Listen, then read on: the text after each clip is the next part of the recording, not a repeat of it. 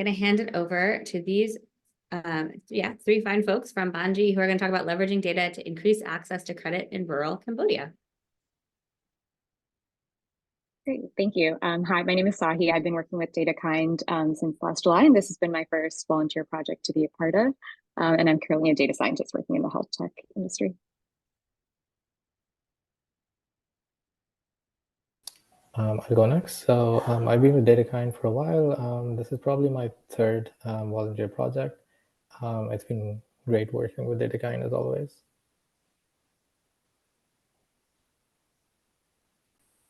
And I'm Zach. I'm a data engineer. I also started this past summer, the same time as Sahi, and this is my first project with DataKind.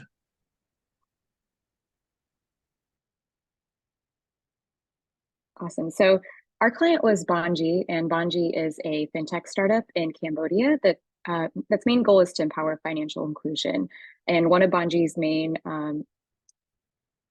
customer group are smallholder farmers who are looking for credit to grow their individual businesses.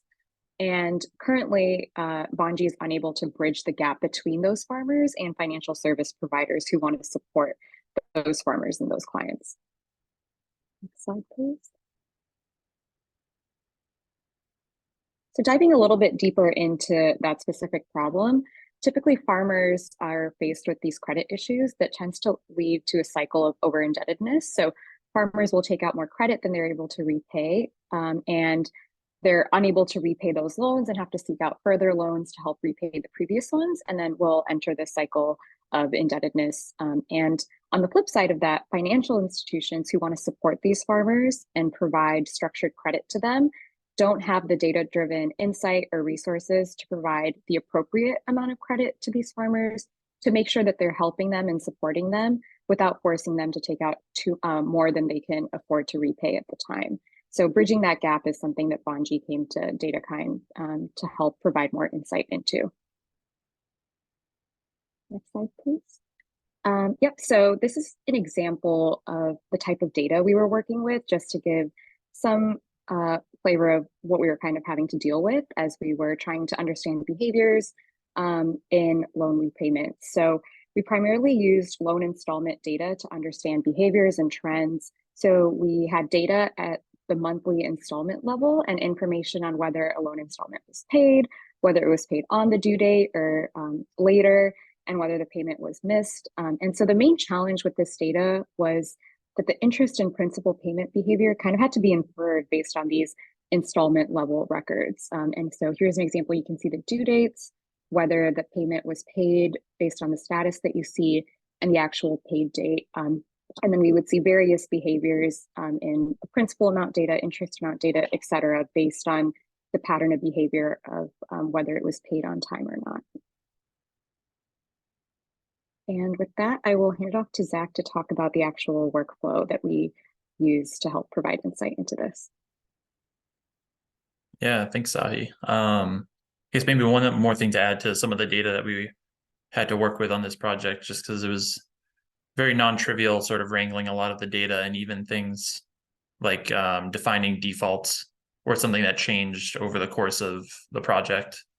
So we ultimately landed on 3 missed payments as a default, but in theory, someone could repay after that. And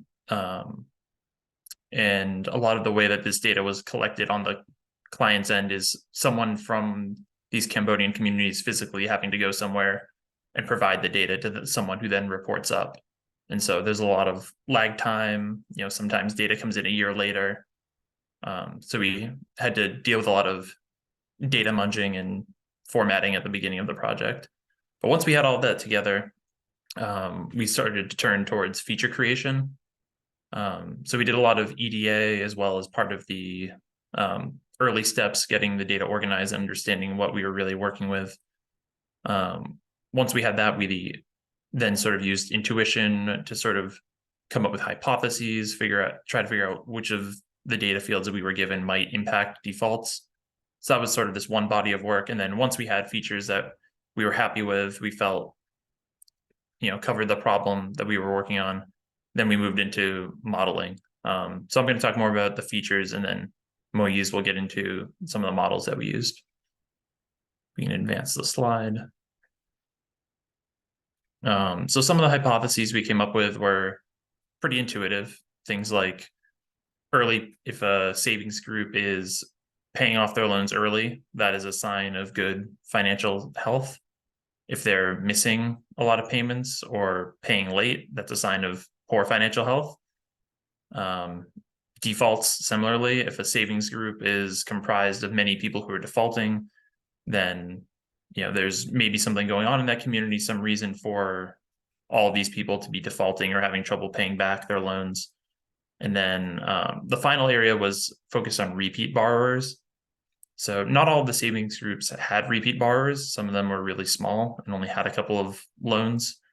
But some of the bigger ones, we did see repeat borrowers. And so we looked at some of the behavior, such as, are they taking out subsequent loans? Are those loans increasing or decreasing in value?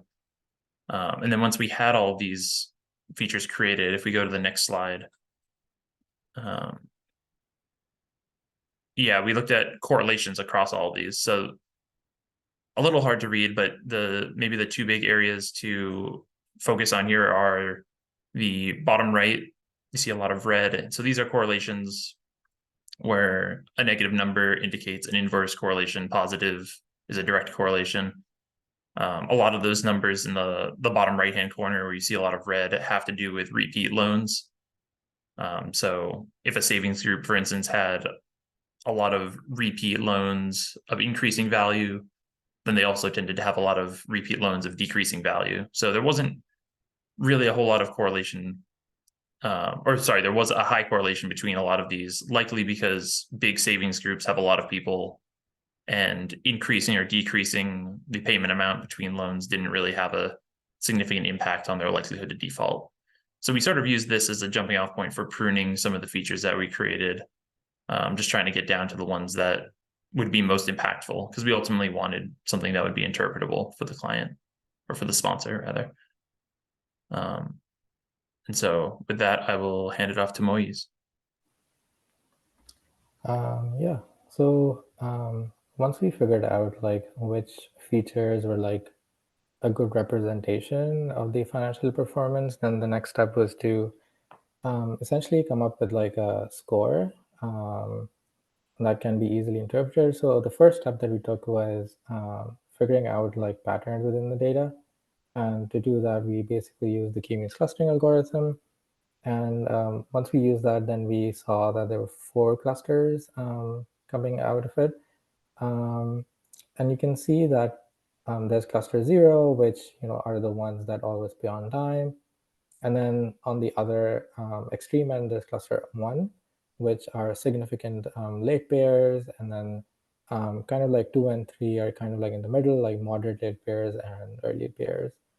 So if you look at the chart, the 3D chart on the left-hand side, then we can basically see, if we recall like some of the features from the previous slides, then we can see, let's say the green bubbles over there, which represent significant late payers, then those ones have like a high default ratio, so more towards the 1, and the late payment ratio is also like more towards the 1 as well.